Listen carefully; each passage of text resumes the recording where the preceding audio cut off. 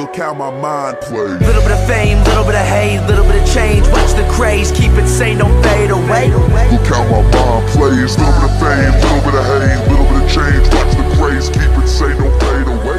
Look how my mind plays.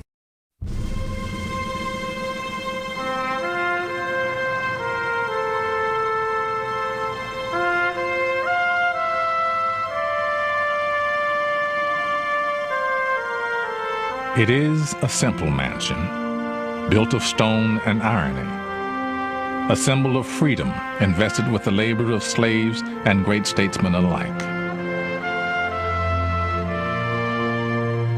It is like no other place on earth, a house alive with the past and present. I deem this reply a full acceptance of the unconditional surrender of Japan. That a strong and a confident and a vigilant America stands ready tonight. It is an odd place where the monumental and the mundane coexist. Then to provide a nuclear strike capability against the Western Hemisphere. Therefore, I shall resign the presidency effective at noon tomorrow. It is where the most critical decisions in our history are made, and where any American can visit. And of all the things that American independence means to you and to me and to our. My fellow Americans, our Constitution works. Here, the people rule.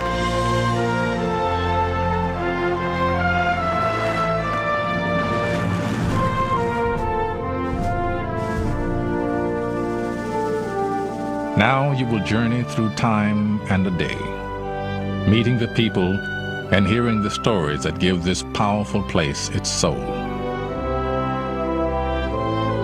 For this is more than just an office, or a monument, or a home.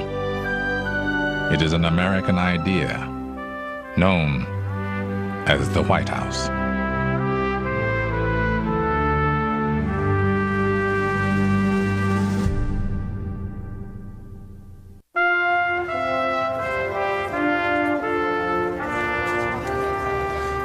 It is the most familiar building on the American landscape, a house that embodies almost all of American history.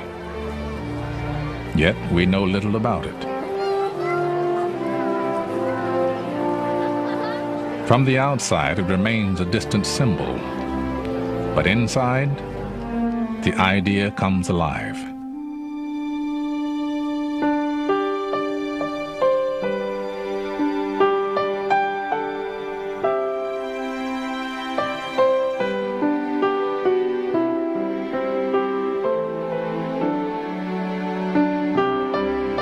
This isn't the biggest house.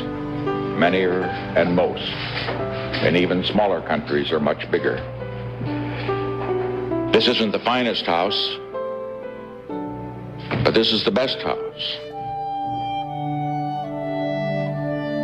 It's the best house because it has something far more important than numbers of people who serve, far more important than numbers of rooms or how big it is, far more important than numbers of magnificent pieces of art.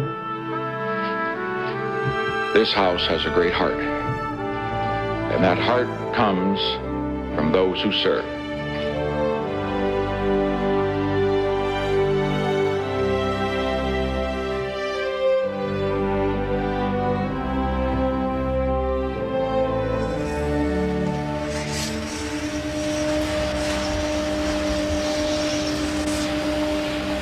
At the White House, there is no such thing as a typical day. For those who serve inside, today will be one of the most intense. These people, stagehands to history, are preparing the house for the visit of Russian President Boris Yeltsin. Hi, Brenda. This is Gary Walters, the White House. How are you today? Fine. Is Jerry in? Each time a foreign leader visits the White House, the president has an opportunity to showcase the power and heritage of the nation in a setting that embodies them in every wall, floorboard, and stone. This is the symbol, not only of the presidency, but in the eyes of the world, of the United States of America. Nothing compares to the simplicity and the strength. Nothing in the world like it. Black tie, the dinners, and we'll start off with the private reception. Very shortly, the Yeltsins will arrive. To ensure a flawless visit, there are briefings on 1,000 details of protocol and timing. But in terms of the movements, the arrival back here by the car, going up to the stage. The high point of the visit will be the state dinner tonight. Dramatic, entertaining, and essential, the state dinner is the ultimate expression of White House power. Not a thing. Not a thing. Okay, we're going to start the escorts out to the South Lawn now. Everyone has More than 200 reporters will cover the visit of the Russian leader. It will begin in a few moments with a carefully orchestrated event called the arrival ceremony. Would you repeat the name again, please? Ladies and gentlemen, this is an audio check from the South Lawn of the White House. Checking 1, 2, 3, 4, 5, 6, 7, 8, 9, 10. 10, 9, 8, 7, 6, 2 on each, 5, the long side, 1 4, on 3, 2, 1. I am Mrs. Gore. I am Secretary Christopher. You've got to get enough room for them to get past here. Right. I am Mrs. Shelley Kashvili. Are you excited about being here today? Yes. Okay. Forward.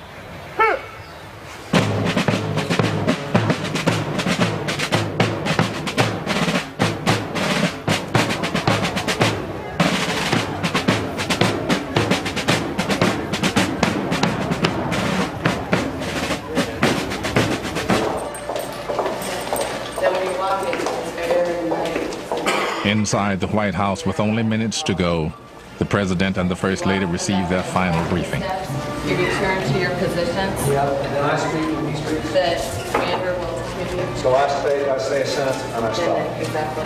Okay, and the interpreters are to your left. Okay, the press is all you're facing the press. Afterwards, you come back in here and then we'll go upstairs.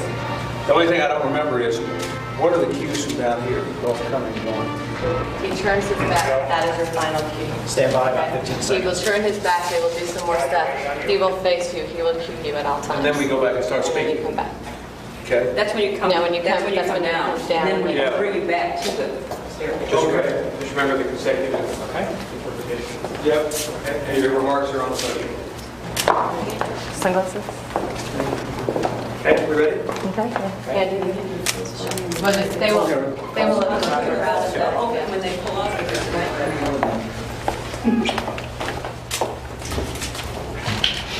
Trish, thank you. You have to do that. I don't sneeze when I'm on the floor. This is legal.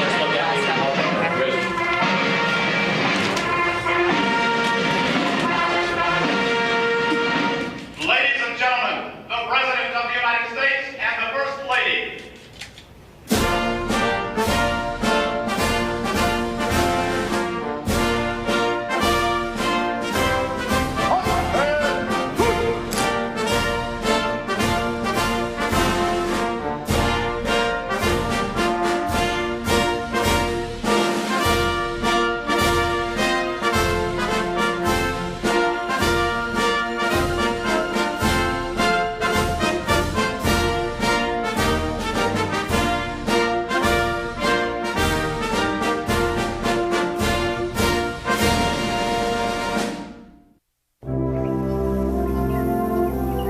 The White House is so universally recognized today that it's hard to imagine when it didn't exist. But almost 13 years after the United States had declared independence, the city of Washington was still nothing but untamed woodlands.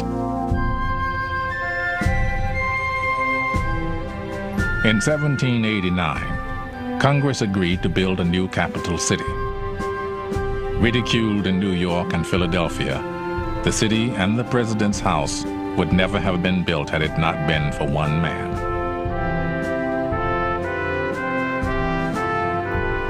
Washington wanted the city built. By law, it had to be occupied by November the 1st, 1800, and many forces were acting against this new city in the wilderness.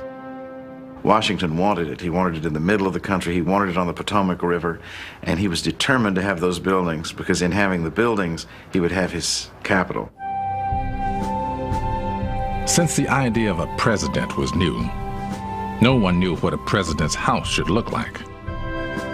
Thomas Jefferson suggested a competition to find the best plan, and $500 was offered for the best entry.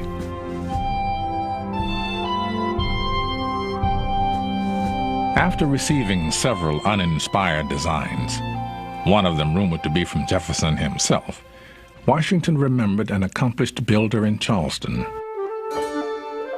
an Irishman named James Hoban. In no time, this James Hoban appears in Philadelphia at the president's house there. They liked each other immediately, and they sketched out some things. Hoban entered the competition, Washington judged the competition, and Hoban won. Its foundations were dug by slaves, the intricate stonework carved by Scottish masons. More than half the workforce were foreign-born. The workers lived at the job site and each morning received a pound of meat and all the cornbread they could eat. After one especially randy night there, the commissioners overseeing the project closed down the only house of prostitution to have ever operated on the White House grounds. When it was finished, it was immense. A bigger home would not be built in this country until after the Civil War. The floor plan for Washington's house has endured with few changes for more than 200 years. On the east side, a large room for entertaining. The south side features 3 parlors, including the trademark oval-shaped room. On the west, the state dining room. The house closely reflects Mount Vernon, evidence of George Washington's powerful influence on the design and on the presidency.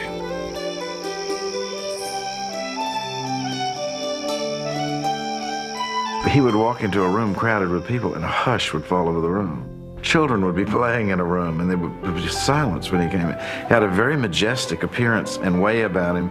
He was self-effacing. He wasn't pompous or flashy in any way. He had a natural majesty about him that poor John Adams, who followed him, never could fill those shoes. But Washington did, and Washington got his way. One time they tried to changed the size of the grounds to be around the new palace, as they called it, and Washington wrote a letter, a rather curt letter, about how it was going to be, and at the end he simply wrote, "I require it."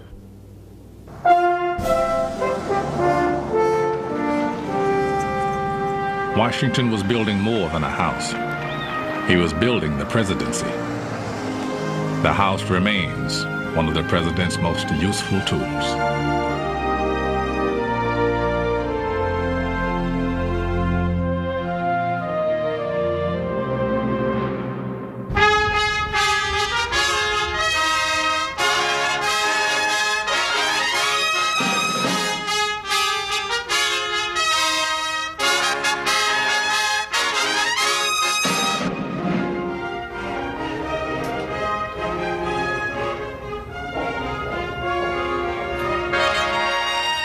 Today, the power of the symbol is inescapable, something every visiting leader learns upon arriving.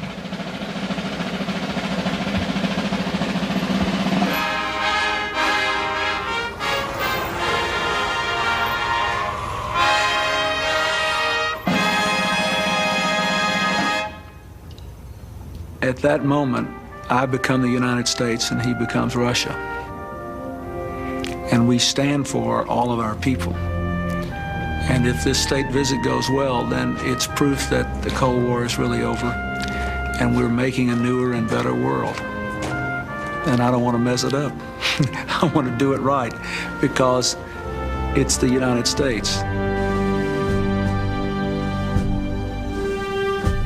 Conceived by President Kennedy in 1961, the modern ceremony not only impresses the visiting leader, it gives him the distinction of being welcomed here. Уважаемая госпожа Хиллари Клинтон, дамы и господа, искренне рад новой встрече с Америкой. Together we have agreed to safeguard nuclear materials and to shut down plutonium production reactors. Вместе мы согласились обеспечить безопасность ядерных материалов в проблем, таких как терроризм, ухудшение окружающей среды и организованная преступность. Together we can and we will make a difference not only for our own people, but also for men, women, and children all around the world.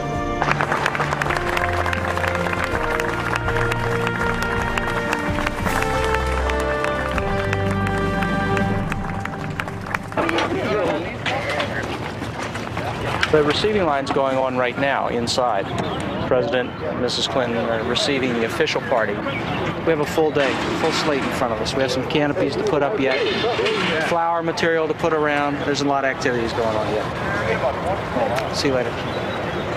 All right, Jim, what else we got?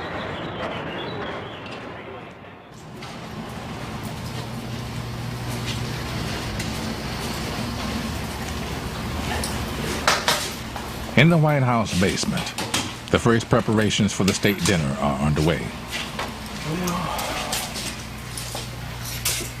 Here, the butlers will find some of the 1,500 different pieces of china to set tonight's tables. It's one of 100 different tasks the White House staff will finish in their push to the dinner, now 10 hours away. Upstairs, in the entrance hall, a receiving line welcoming the Russian delegation is concluding.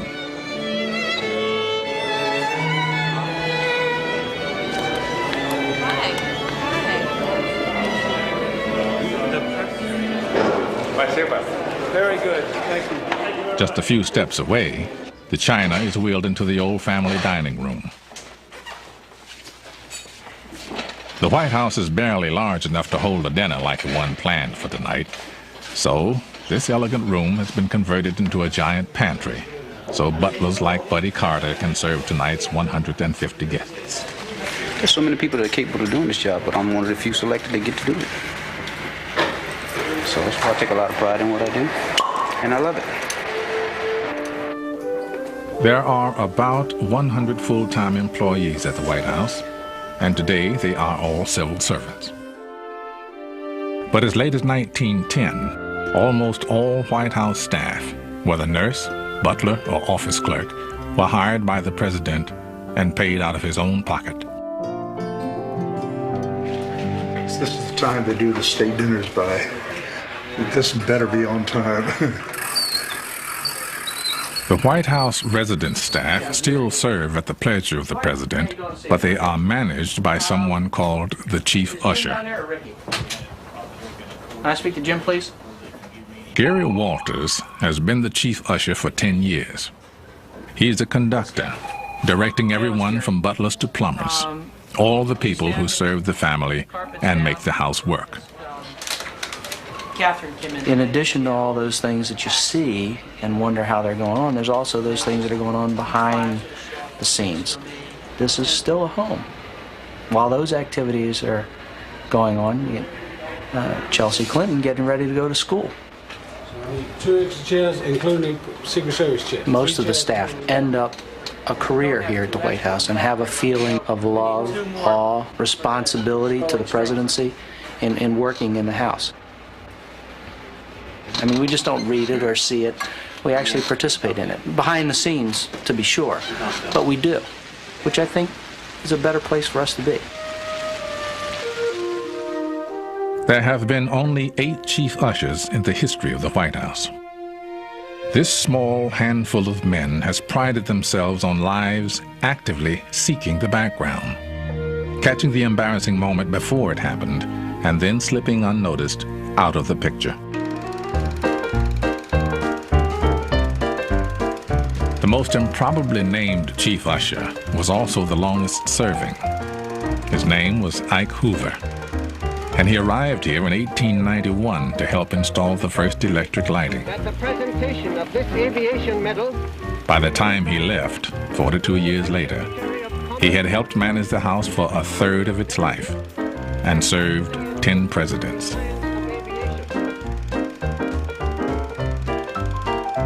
Having someone who is master of the details helps make this formidable house livable.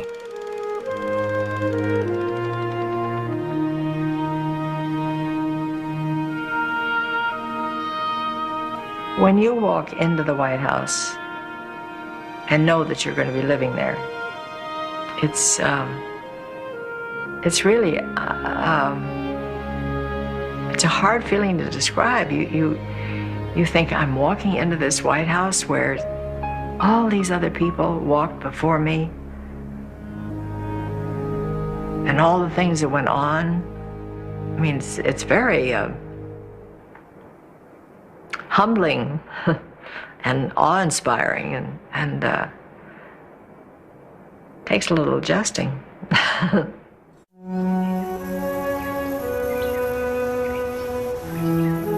Although he built the house, George Washington died before it was finished. John Adams, intimidated by the expense of running such a home, said he'd prefer a row house instead. But Washington's house held irresistible allure. And on the night of November 1, 1800, Adams became the first president to sleep in the White House.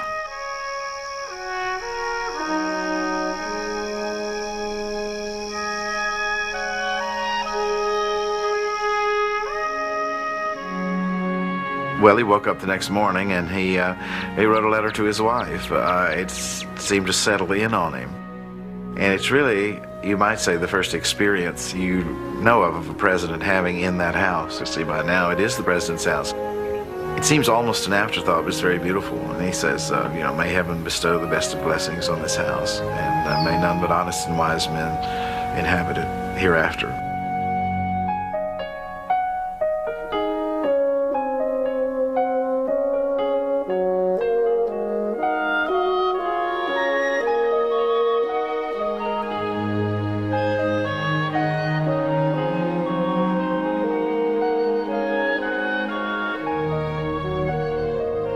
The White House was imbued with intense historical meaning for me. Just to think that you know, that's where Theodore Roosevelt and Abraham Lincoln and Harry Truman and Franklin Roosevelt and John Kennedy had lived and worked was sobering and also exciting. So I would say the first day or so we were kind of like tourists. Over the White House at Washington. Some occupants are thrust into the place without warning. On April 12, 1945, Vice President Truman was urgently summoned to the White House. When he arrived, Eleanor Roosevelt told him the news. Harry, the president is dead. A stunned Truman asked if there was anything he could do. Mrs. Roosevelt replied, "Is there anything we can do for you, Harry? For you are the one in trouble now." As formulated by the Roosevelt administration. When the Johnsons entered the White House, the nation was still in mourning for President John Kennedy. One of the times that was a throat-gasping time for me was the morning of December the 22nd, when I came down to the first floor, where all of the chandeliers had been draped in black net, and to come back and see that gone, and the Christmas tree brilliantly alight. I think we had it in the Blue Room. That was just, you just gasp with sort of relief, and now we are started, and life will go on. For the first families, from the moment they move in, life goes on in the public eye. For their own sanity, there must be a refuge. And at the White House, it is upstairs. Only above this stair is privacy absolute. Never, while a presidential family is in residence, may cameras pass beyond this gate. Cameras above the first floor are still rare because this is where the families live. The second and third floors are one of the few places on Earth where the families are not accompanied by Secret Service. At the heart of the second floor is the yellow oval room, which leads to the Truman balcony. And we sit out here and have discussions, or sometimes we'll have a candlelight dinner here on the balcony. And as you can see, the tourists are over here by the fence, and for a change, we watch them.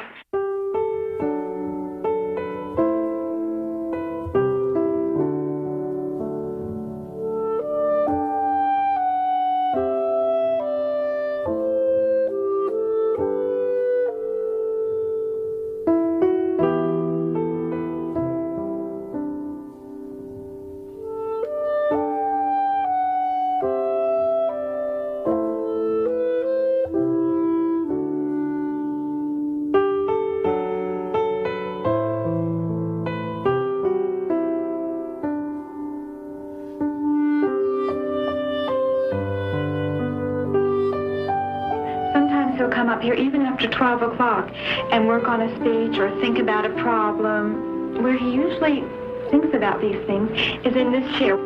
This was my father's favorite chair there. These rooms provide a haven, a place safe from everything but history. For me, I would get so caught up in what I was doing that you forget where you are, that this is home. But then we'd sit down at dinner at night, and here would be Abraham Lincoln's plate. And then it would all just kind of come back. Here I am in this historic house, and it was overwhelming sometimes. While overwhelming, this public housing does come with some useful amenities.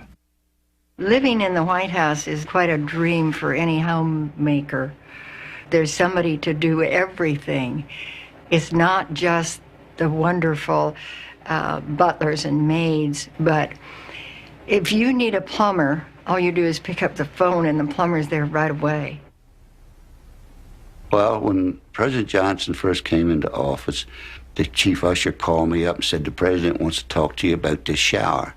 He said, come up. So I came up, the president stepped off the elevator coming down, going to the Oval Office that morning.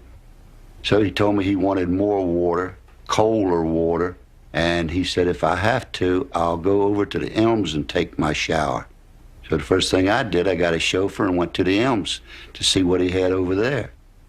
And we came back to the White House, and we thought we had it, perfect for him. We had it much better than he had at the Elms. But he wasn't satisfied with that. He wanted 50-degree cold water. He wanted body sprays around him. And then he told me that he wanted a shower head about 2 feet off the floor. He said, I want a shower head right there. And I said, well, you hold your finger there, Mr. President, let me mark that spot. In your home, probably you have about 8 to 10 pounds of running pressure on your shower head when it's running. His was 110 pounds of pressure while it was running. It was like a mini car wash. The chief usher was Rex Scouten. He said, I have to try that shower out. And it just kind of pinned him right up against the wall. He said, I don't see how the man can stand it. President of the United States of America and Mrs. Johnson.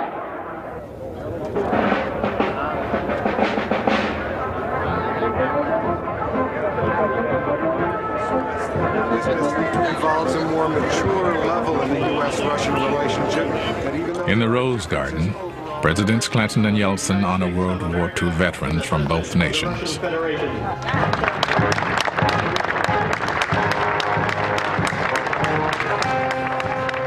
On a day like this, when so much must be done, White House staff more than earned their pay. Then we have the blue room and the red room. Right. Still passing?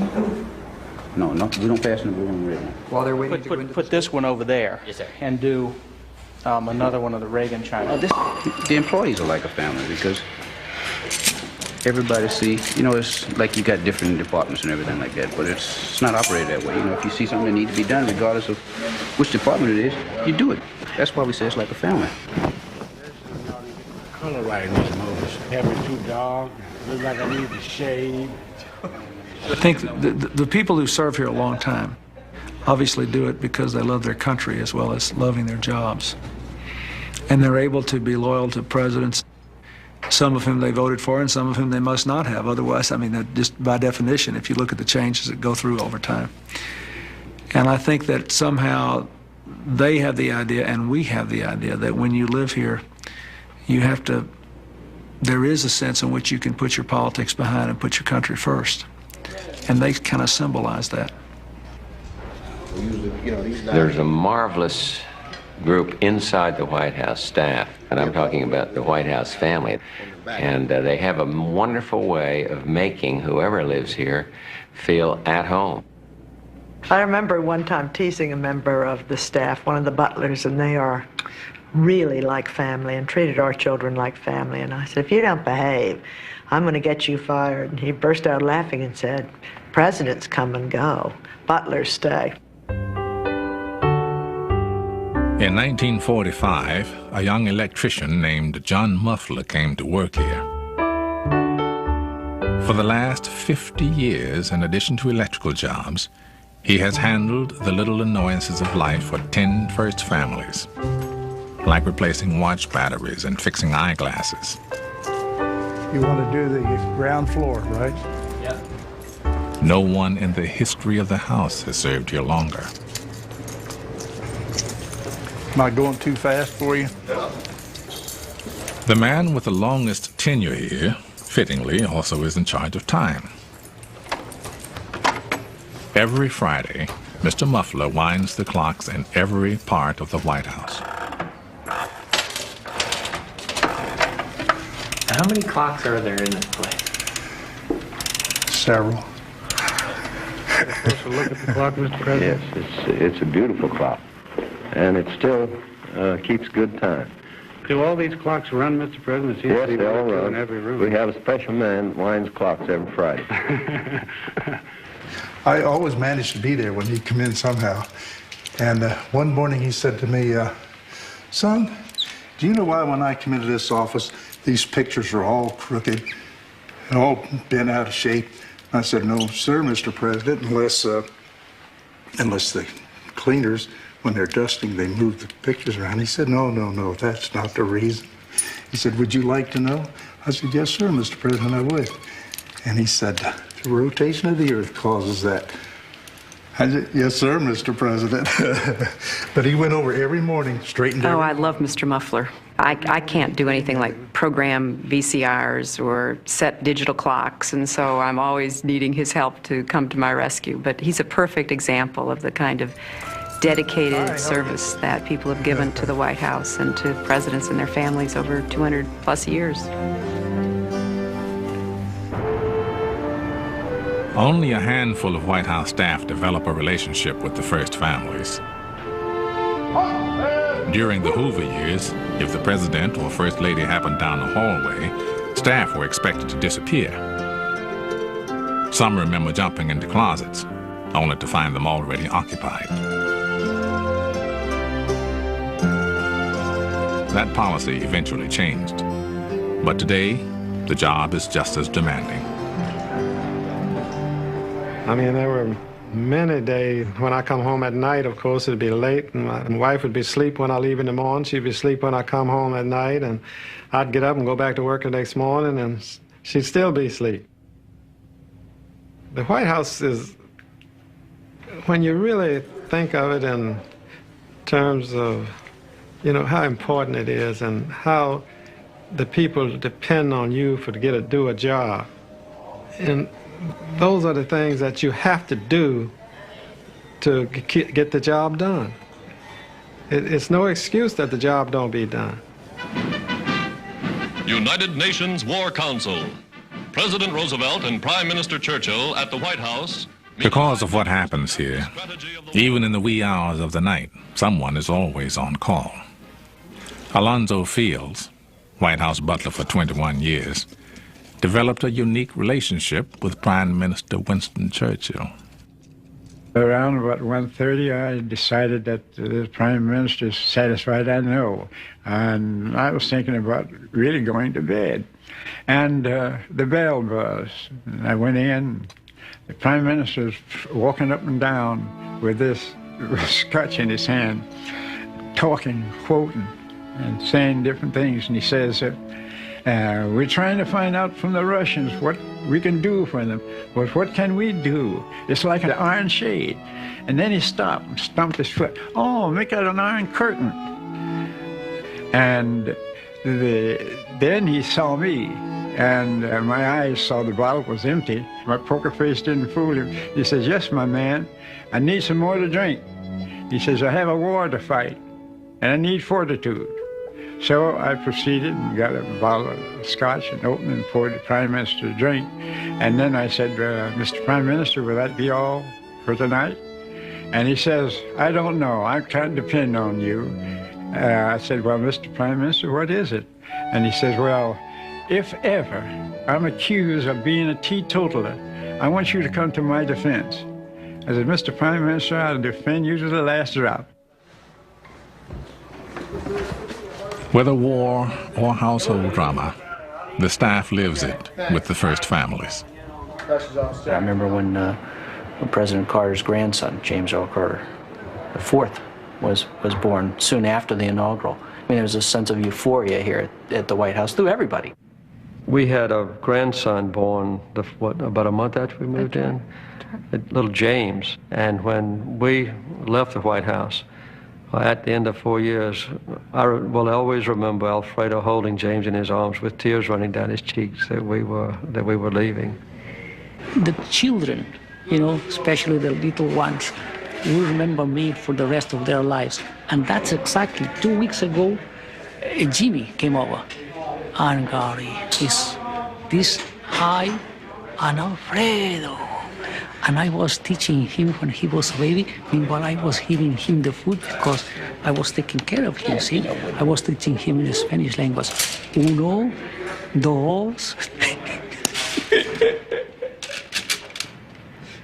And I remember him crying, and Alfredo just cried and cried because he loved that baby.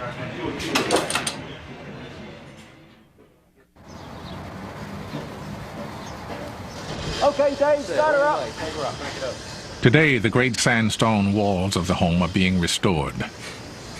Patrick Plunkett is the master mason. You know, it's 200 years old. It's showing signs of age. Some very badly decayed stones that have been messed around with over the years with all sorts of different types of cement patches. It needs some tender loving care, if you like, you know?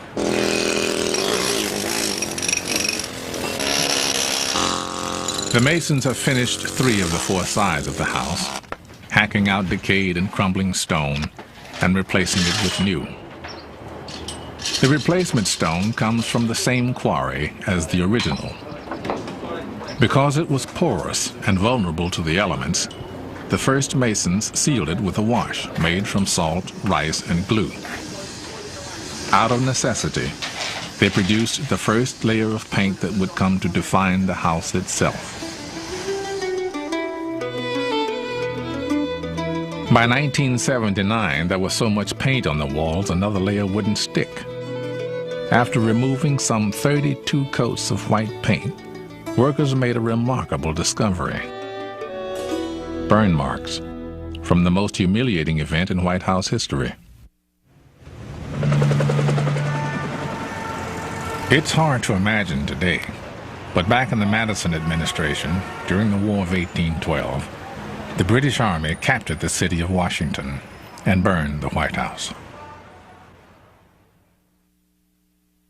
The Madisons were trying to keep a cheery face on it all, and they had a dinner party. And some of the most amusing in the context letters in the Madison papers are regrets to that particular dinner party that night in August. Lo and behold, you could hear the gunfire. Mrs. Madison finally fled herself, left the house alone with Paul Jennings, a slave. Jennings was to bank the fire, ironically, to keep it from burning down. Well, the British came in at 11 at night. They saw the dinner. The officers sat down and had the dinner. Furniture was piled up in the rooms with lamp oil on it. The windows broken out. And at about 1 a.m., the British stood with flaming javelins in a circle around the house, and Lieutenant Pratt fired his pistol. The javelins were thrown in the house, and it exploded. Mrs. William Thornton, a British citizen, was there and said it glowed like a great plum cake. The White House is reduced to ashes except for the stone walls that General Washington had cherished so.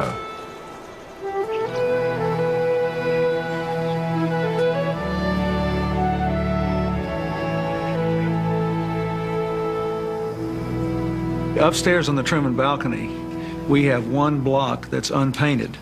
And whenever we have people up there, I take them outside and I look at it and I say, you remember this house burned in 1814? I look at it all the time. Every time we have any kind of international incident, when Captain O'Grady was rescued out of Bosnia, I went out on the Truman balcony and I looked at the burn marks. But I'm very aware every day I go to work about how this house carries the whole story of America and how we're still creating that story and what our obligations are.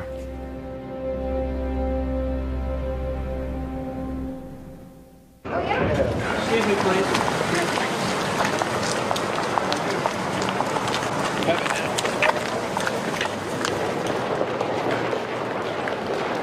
Throughout the day during a state visit, meetings between the official delegations are held, and the press moves from room to room for photo opportunities. Before you begin, do you care to respond to the healthcare situation? Are you disappointed? Those living here are surrounded by constant reminders that they are not living a private life. I feel as though I've just turned into a piece of public property, Jacqueline Kennedy said after only 2 months in the White House.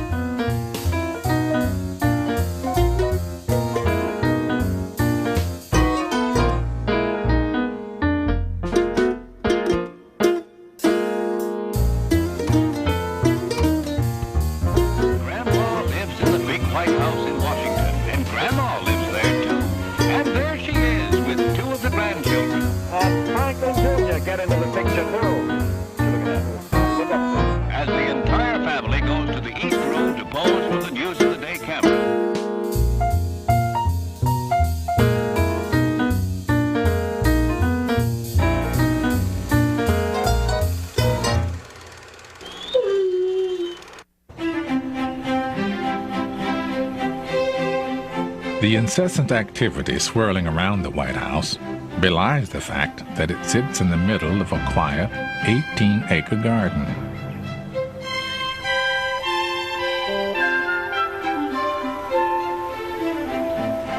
I didn't know, Eleanor Roosevelt once wrote, what a steadying effect the beauty of the house and gardens, the dignity and serenity of the place would have on the souls of its inhabitants.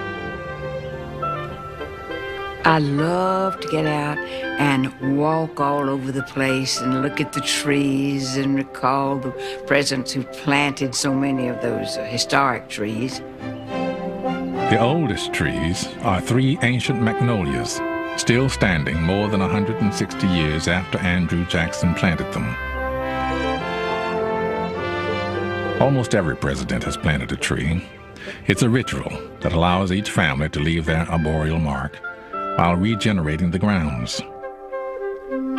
We too, just like every person, had an opportunity to plant a tree of our choice. And I wanted so much to plant the live oak, which speaks of the hill country. Well, that's home. But it's not their habitat. Just forget it. Plant what will grow well there. So we planted another variety of oak, a water oak. It grows very well in Virginia and the surrounding country. And I do look at it whenever I'm back there. The South Lawn has always been the quintessential American backyard, something between a playground and a formal garden.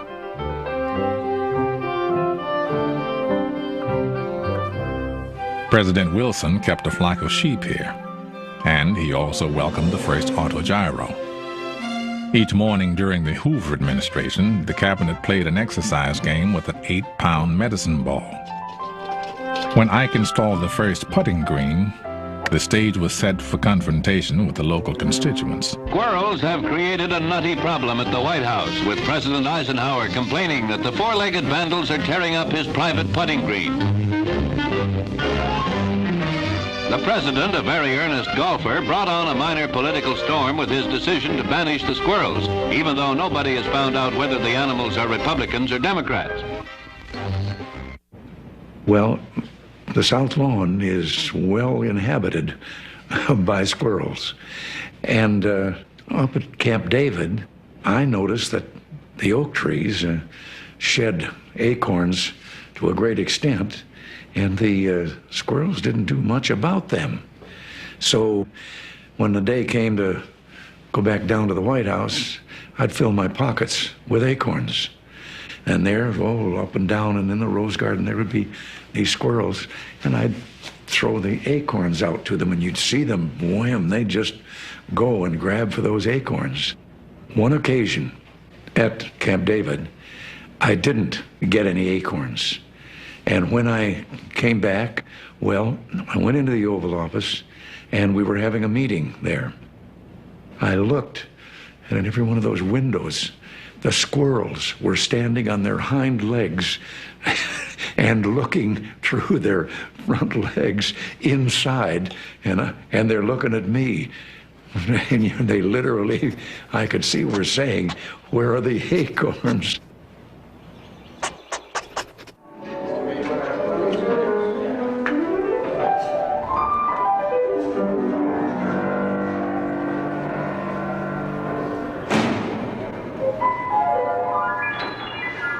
At about 3 p.m., the pianist for tonight's entertainment practices in the East Room. One floor below, in the White House kitchen, Chef Walter Scheib is gearing up for dinner, now only 5 hours away. Anybody in the map room like we did last time around?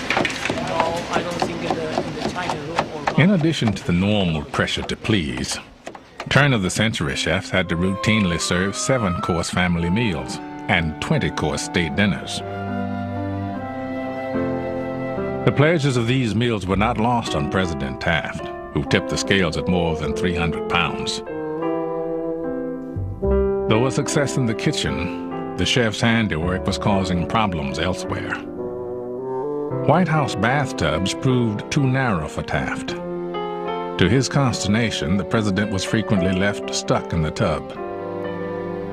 White House ushers were sent scurrying to find a proper vessel. When it finally arrived, it was 41 inches wide, could hold nearly 65 gallons of water, and all the men who installed it. Tonight's guests will be served low-fat yet elegant fare. An appetizer of ginger-marinated salmon, rack of lamb, a salad of mixed greens, and one of the legendary White House desserts. That's a really nice color there, very nice blonde. Roland Messnier has been pastry chef at the White House for 16 years. Okay, and that goes back. This is when I am even more nervous than normal. You have to remember, you know, when you serve a state dinner, who are your guests? The dining room is filled with extremely important people, people that have been everywhere, that have tasted all sorts of food, and our job is to make sure that the guests will leave the White House feeling that the President and Mrs. Clinton did an excellent job receiving the guests, not the pastry chef, nor anybody else, but the President and the First Lady. That has to be very, very well understood. And I think if you can do that, then I think you do your job fairly well. Messnier's almond baskets will be the dinner's grand finale. Here we are. Not only backstage. It's a type of culinary touch that has always attracted the attention of gourmets, including Julia Child. Henry Haller, who was born in Switzerland, had his training. While history has recorded the names of almost every White House chef, the names and lives of the kitchen assistants and the servants who toiled on the staff have gone largely unrecorded.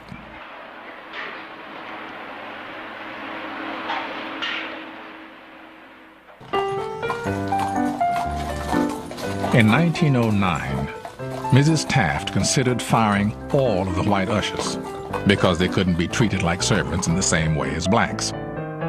She was persuaded not to. Despite the discrimination, black Americans who worked here then created a vibrant world. Their White House positions placed them in the upper strata of Washington's black society. James Coates, Adolph Byrd, and Arnold Dixon. I remember the first 3 butlers I met during the Taft administration. Lillian Rogers Parks, a White House seamstress for 30 years, was introduced to that society by her mother, Maggie Rogers, a maid to Mrs. Taft.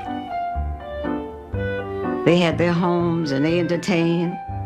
And then we had clubs that was very classy. And that gave them the idea to get together and have a little club at the White House called the Chandeliers.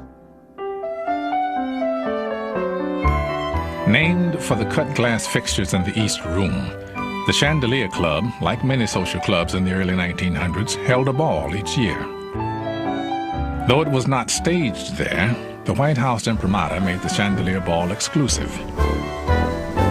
The Marine Band played, and White House dignitaries always attended. But outside the ball, black workers were still treated as second-class citizens. In 1902, President Teddy Roosevelt invited the noted educator Booker T. Washington to the White House for dinner. Press reaction in the South and the North was severe.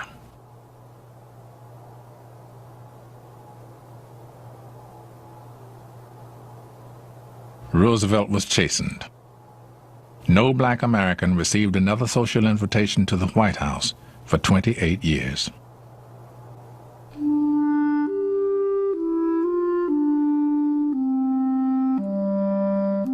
When Chief Butler Alonzo Fields arrived at the White House in the 1930s, he kept a daily diary, monitoring numbers of guests, how much food was served, and the performance of the staff. But on some occasions, like a visit by Vice President Jack Garner, he also recorded what he heard. Now, he was a friendly man, Mr. Garner, Vice President.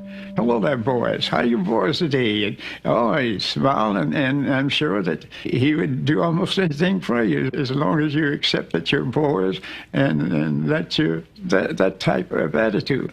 The President says, how you doing, Jack? Well, he says, I'm doing better now. He says, I'm down in Texas there, and my belly's so damn big I can't get down to trim my corns. And I got an old nigger doctor up here that comes in and works on my feet. Now, boss, if you have any problem with your feet, I'll send him over to you. Well, in this, you have a twofold situation. He's recommending the man as being good. You say you ought to be satisfied with that. But in the way his recommendation doesn't give you any credit really at all. If you're going to fight to prove that you're better than anything he thought you were. Be as humble as possible, ignore it, and then build a pride in yourself that these people, they think they're better than I am. And you can say within yourself, I know what I am. I'm serving the country.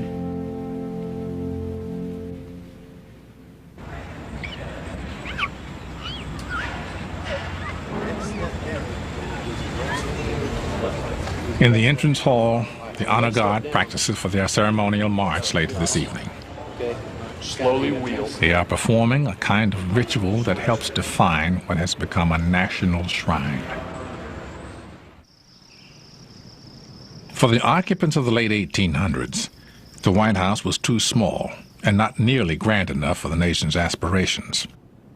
There were frequent and elaborate plans to expand or even abandon it. I don't think the White House would have survived the late 1860s had it not been where Lincoln had lived.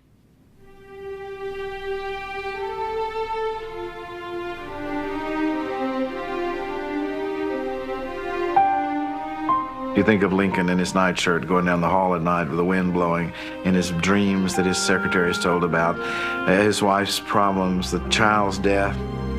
It all happened in the White House. And it's from the White House he left in his carriage to go to Ford's Theater, and it was the White House he was brought back dead. It's not too excessive to say that Lincoln sanctified the White House.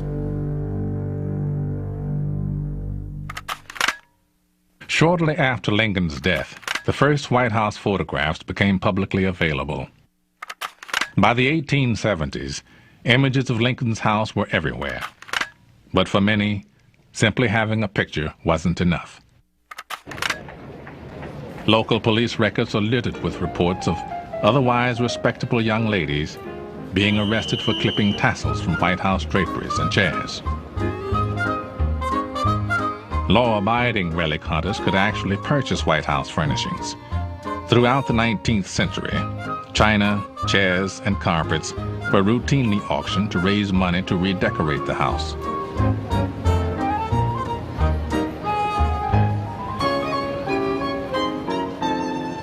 Now, Mrs. Theodore Roosevelt began to be upset about these auctions. Mrs. Roosevelt was an ardent antiquer.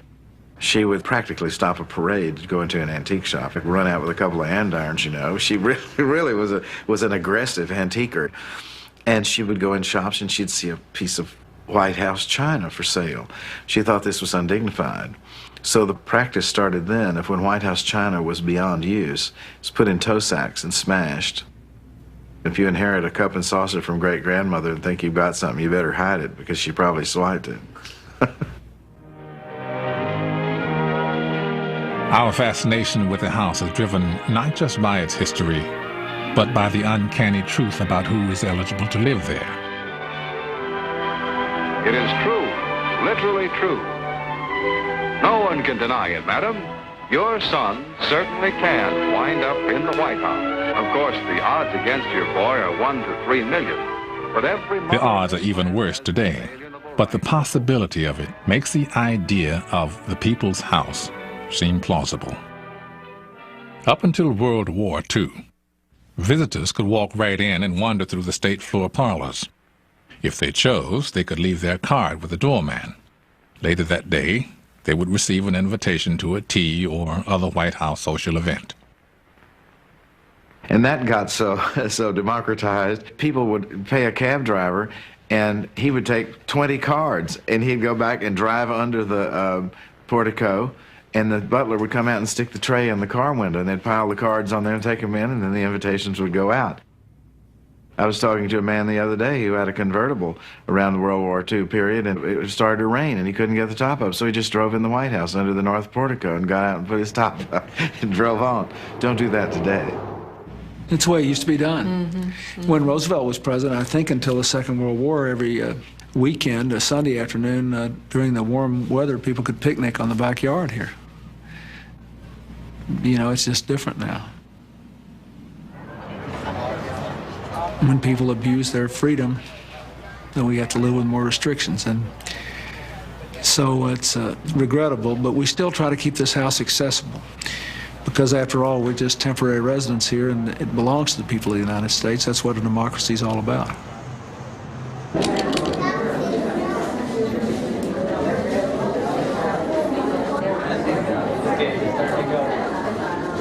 That's the Independence Hall at 6th and Chestnut Street.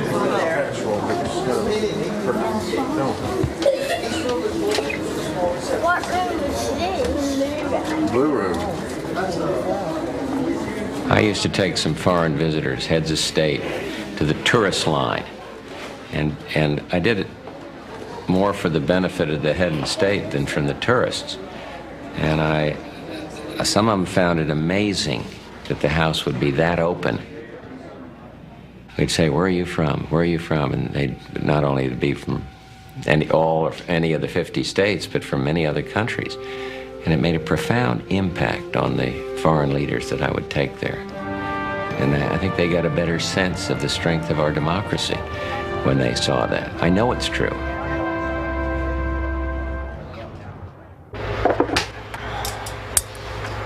Now, this is what we call pulled sugar, which is simple water, glucose, and lemon juice. With only hours to go before the evening begins, pastry chef Roland Mesnier is finishing tonight's culinary grand finale. Until you feel that you are, that the Rubens is wide enough, because as you pull it thin, it will get narrow on you. So that's just like a baby. Very, very careful. You have to kind of tickle it and massage it and be nice to it. See, look at these. Precision and timing is the key to a beautiful Rubens.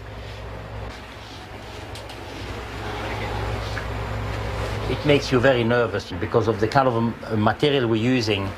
See, I mean, you can see it shutters just like these. I mean, you know, one touch and that's it. One wrong move in the corner of a door. So I think in every state dinner I age about 2 or 3 years. Mesnier's creations represent the sophistication of the White House staff. But it wasn't always this way.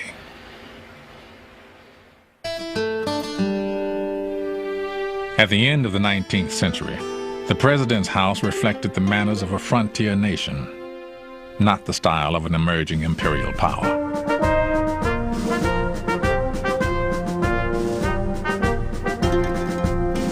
It was a home comparable to many other residences from its beginnings. And then enormous demands came upon it, and we had a rather imperial community come to Washington. General Grant, goodness, he went out and got an old orderly in the military that was a friend of his to come be the chef. And they had a state dinner, and here apple pie came out and big slabs of roast beef with gravy dripping off of the plates, and Ms. Grant was mortified. These ambassadors didn't know what to do with you. Get on the floor and chew it or what? By 1902, a brilliant young man named George Cortelyou had changed all of that. At Roosevelt's request, he created an almost regal White House style that redefined the house for the new century. Cortelyou wrote a series of guidebooks for the staff. In them, they could find rules on everything from how to stage a state dinner to how the staff, including the president, should dress for work. The most interesting one to me is the customs for riding horseback with the president. Your stirrup was never to go forward of his, and he would nod if you were to fall back, and someone else could come forward and ride alongside him and talk. And of course with Theodore Roosevelt, who was a wild man on a horse, he was jumping and leaping and going through creeks, and his people were following. As part of the new look, Teddy Roosevelt officially changed the name of the mansion. The new letterhead read simply, White House, Washington.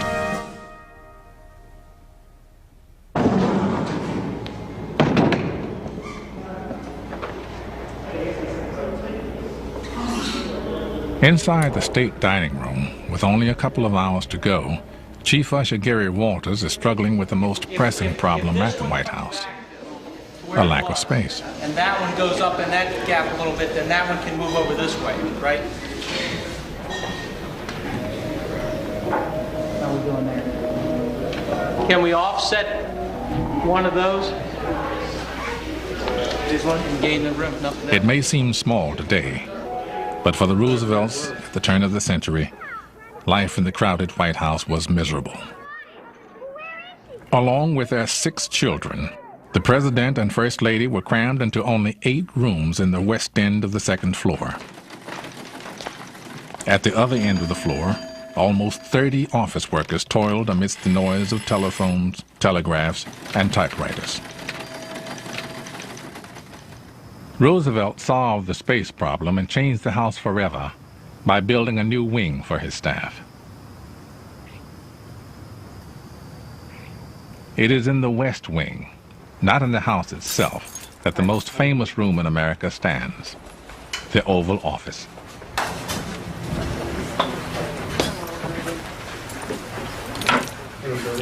Heidi, how you doing? All right. They're with me, it's okay.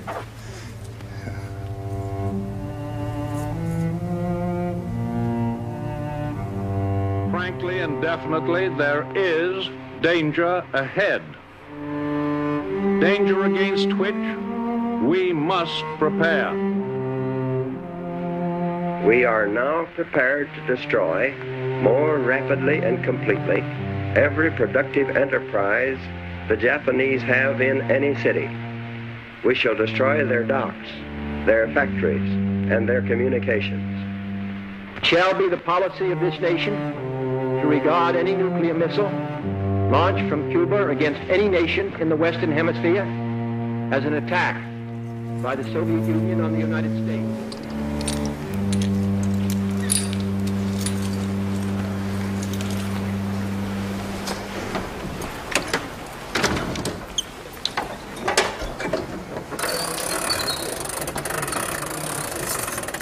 Because of the history that has been made here, the White House is the most potent symbol of power in the world.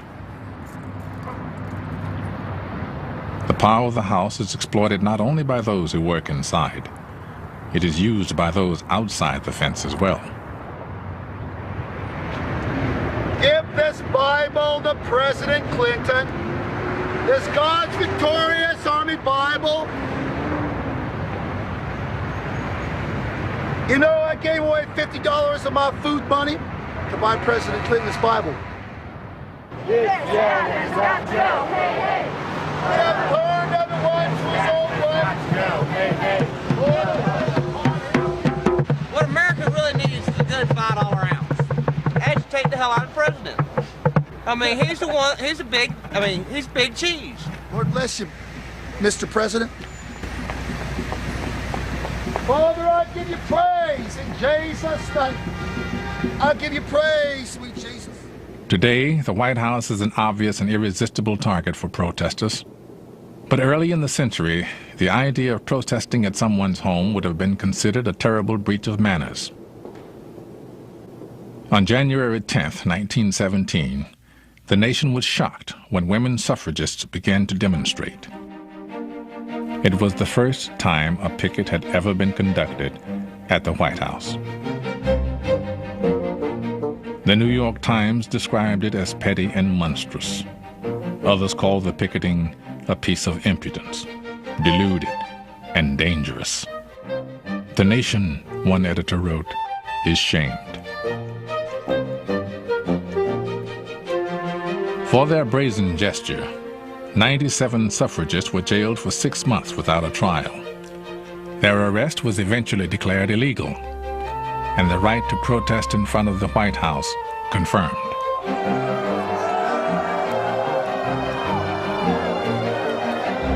Our Book of Peace is a book of 38,000 authors, each one of which says with persistent iteration, we demand that profit be taken out of war making. This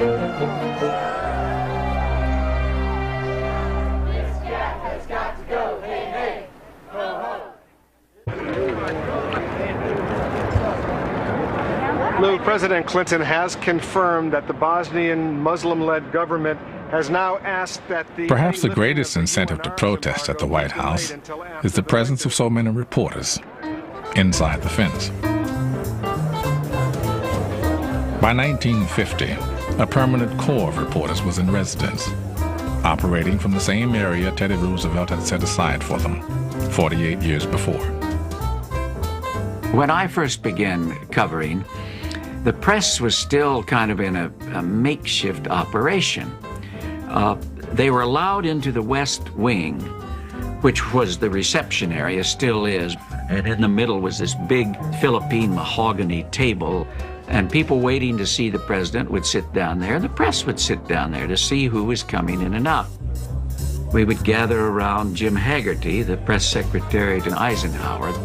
He would sometimes say, "Sorry, boys, no story today," and we would accept it, go off, have lunch, take a nap, and forget it. So the intimacy in that time was just amazing, and people like myself knew the presidents intimately. Leon, why is it after 20 months in office, the president had to decide who he wanted as his press secretary? But those days are gone. Why did he have to redecide? The odd marriage between the president and the press has grown increasingly adversarial. Neither the press nor the public has the easy access they once enjoyed. Excuse me, pardon me, excuse me. Where are you going? Come here. Where are you going? Here. We cannot go inside yet. We cannot go inside yet. Where do you think you're going? Okay. The last time a reporter could wander around the West Wing of the White House is 30 years past. Okay. Okay. No, not okay. Okay. The last time anyone could walk in off the street and shake hands with the president is more than 70 years past. Access to the White House has always reflected the society around it. Today is no exception. It's a panic at the White House. A crazed gunman fires away. Now he drops his empty clip and tries to... The Secret Service did a great job. They said they had him in the fight. Strike single out. A Casablanca ya está las dos strikes. I think he was just shooting at the symbol. In the spring of 1995, Pennsylvania Avenue, the street in front of the White House, was closed forever. Security increased, and the White House became a little more fortress and a little less house.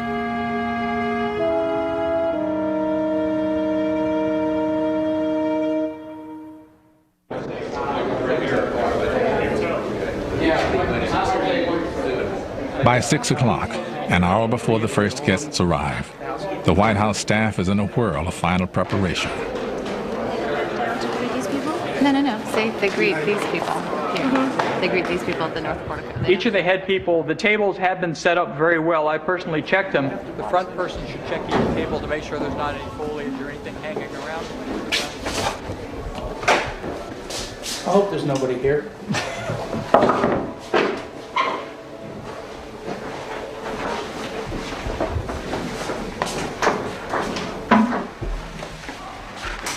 It's those mundane chores that have to be done.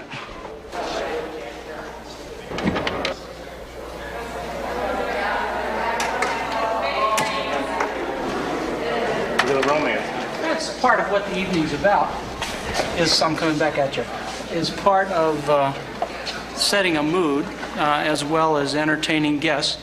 We're trying to set a mood, which is a nice, pleasant evening for everybody. Since any of these plates could be the president's, each has to be perfect.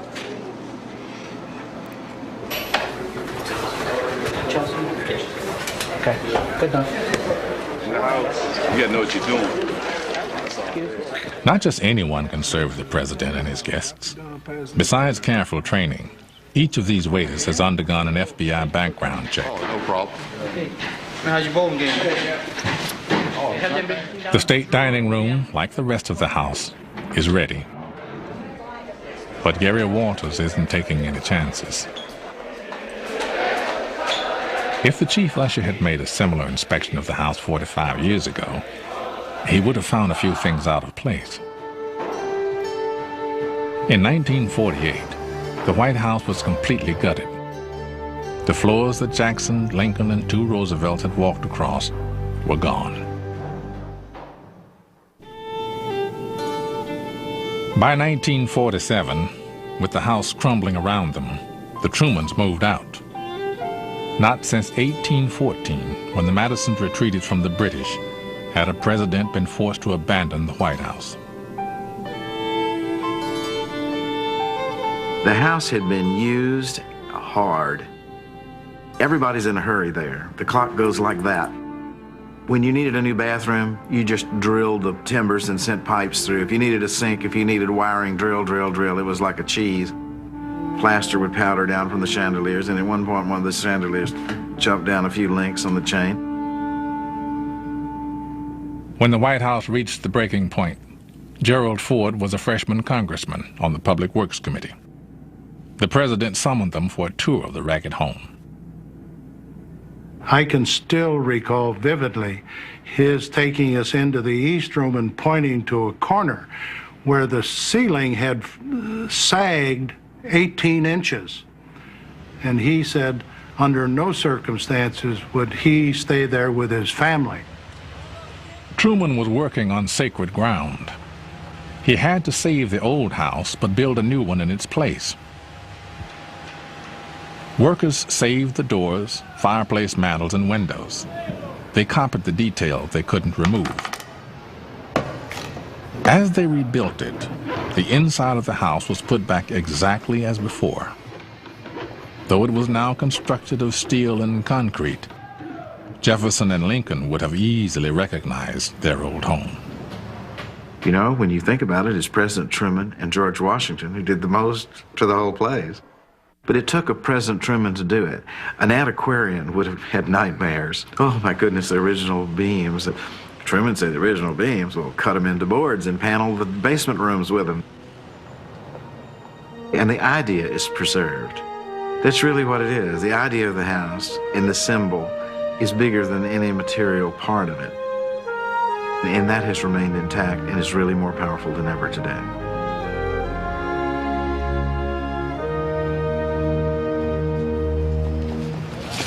Here we go. When the Yeltsins arrive, it will be here at the formal north portico. But the rest of the guests enter the house through the ground floor. September 17th. He's the actor in LA Law. In LA Law, okay. My kid will be so impressed. The men have it easy tonight. They are all wearing tuxedos. What's appropriate for the women to wear to a state dinner? What kind of reaction do you think you'll get tonight, Senator? Pardon me? What kind of reaction do you think you'll get tonight, Senator? From whom?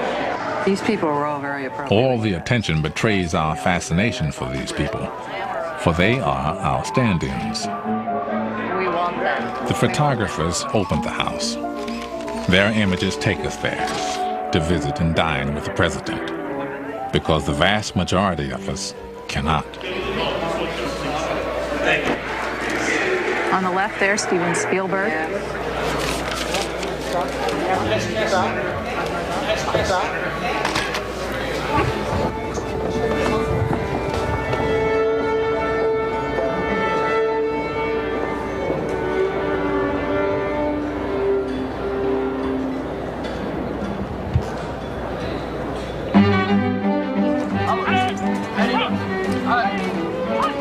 They definitely are up there.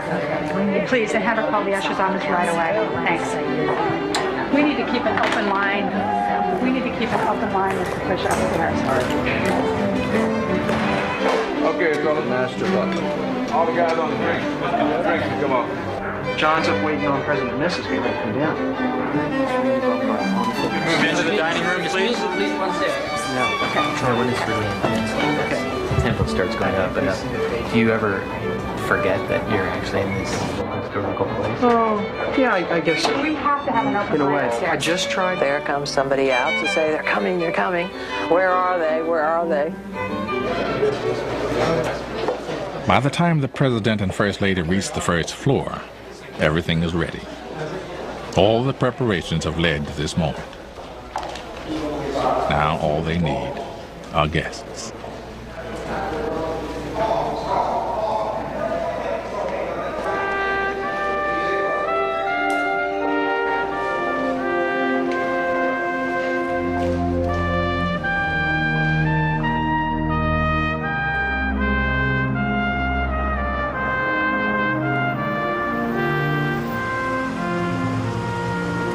At night, it's a very different thing than what happens at the beginning of the state visit.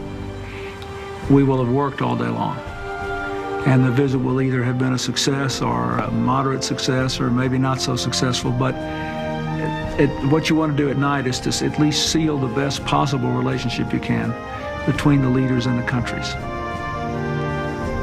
So at night, you really just want them to enjoy themselves. You want them to have a good time at the dinner, to say what they want to say at the toast, and just be glad that they could be there.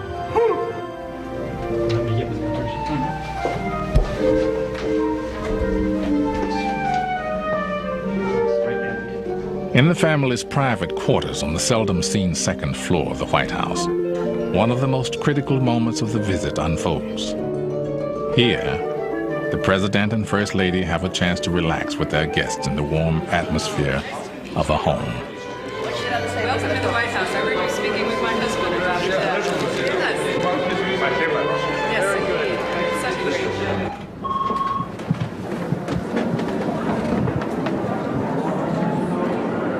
The press waits at the foot of the grand stair, where in a moment, one of the most formal ceremonies of the state visit will occur. The presidential entrance march. I didn't get the only question. I think you had your question.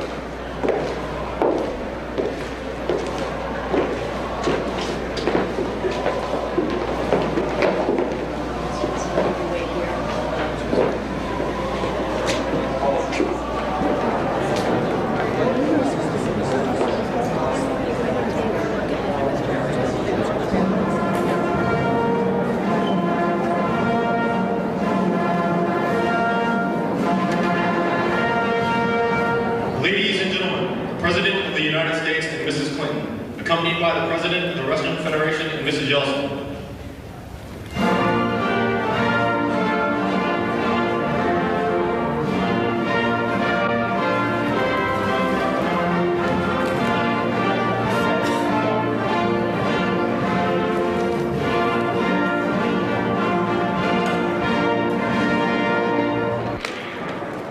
The receiving line is charged with excitement because, famous as the guests may be, they are about to meet the two most powerful men in the world.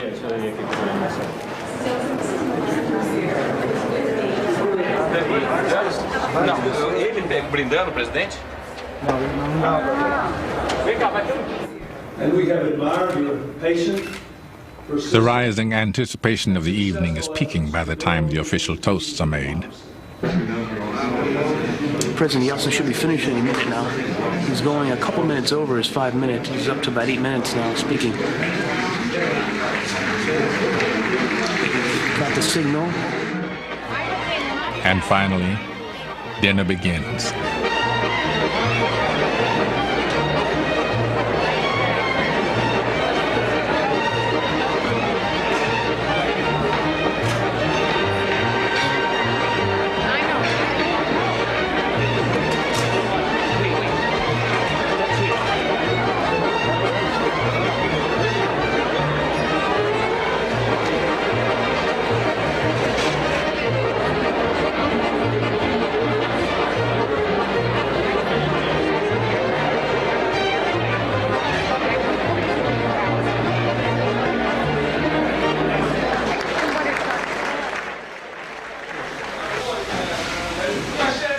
While dinner continues upstairs, downstairs, the staff is battling back an avalanche of dishes.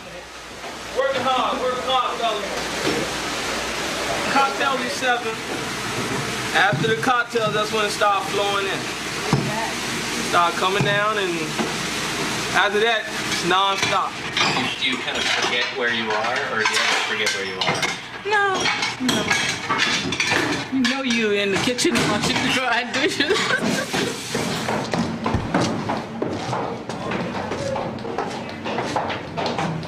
At the top of the winding stair that connects the two worlds, days of work are about to pay off for pastry chef Roland Mesnier. I'm a sherbet with a vodka mousse in a nougat basket with fresh golden and red raspberry and peaches. You can eat everything. The whole thing. The whole thing. If you're hungry enough, you eat the whole thing, yes.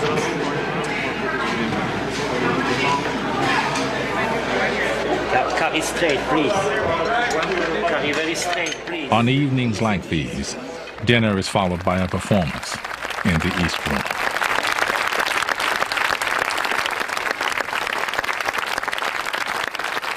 During the Civil Rights Movement, singer Sarah Vaughan performed here. At the end of the evening, a staff member found her sobbing in her dressing room. When asked what was wrong, she said, "Nothing is the matter. It's just that 20 years ago when I came to Washington, I couldn't even get a hotel room. And tonight, I sang for the President of the United States in the White House. And then he asked me to dance with him. It is more than I can stand."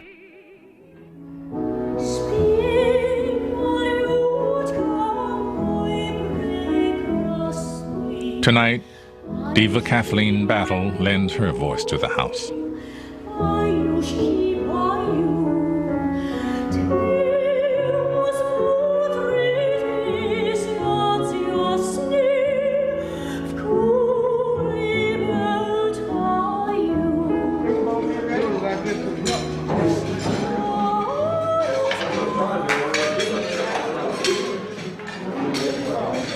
I think one of the attractions of the White House, one of the things that makes it so precious in our country, is the fact that a family really is living there every day.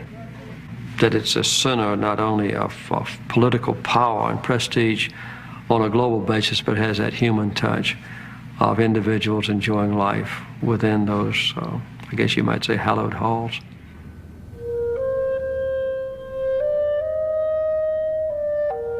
Tomorrow it will start all over again, and every day, for as long as there is a republic. Families will come and go, just as butlers and maids do. Dignitaries and old gentlemen who wind clocks. These are the people who furnish this house and give it life. And as they do, an American idea endures.